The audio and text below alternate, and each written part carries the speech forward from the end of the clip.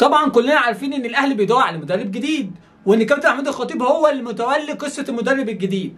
طب الكابتن محمود الخطيب حاطط مواصفات للمدرب الجديد، عشان كده الاهلي بيتأنى في اختيار مدربه بسبب كاس العالم للانديه، وان هيبقى فيه كتيبه من النجوم السنه الجايه، فلازم يبقى مدرب ليه مواصفات معينه. ايه مواصفات كابتن محمود الخطيب اللي بيدور عليها في المدرب؟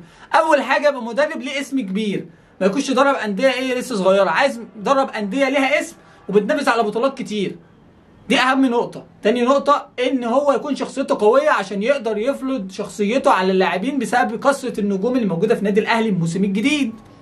تالت حاجة ان الكابتن محمود الخطيب بيدور عليها، وهو ان هو مرتبه ما يزيدش عن 3 مليون دولار في السنة. يعني مرتبه ما يزيدش عن 3 مليون دولار، ممكن حاجات بسيطة مثلا، ممكن نتكلم في حاجات بسيطة، بس ما يزيدش عن، ما يوصلش مثلا 4 و5 و6، الارقام دي بعيدة خالص عن النادي الاهلي. وان هو لازما يقبل ان يكون معاه 2 مساعدين مصريين او 3. 3 ممكن يوصلوا ل2 عادي، اللي هو كابتن محمد شوقي وكابتن عماد النحاس. ما ينفعش هو يجيب كل الطاقم بتاعه من بره وما ياخدش حد مصري. دي المواصفات اللي عايزها كابتن محمود الخطيب في المدرب اللي جاي.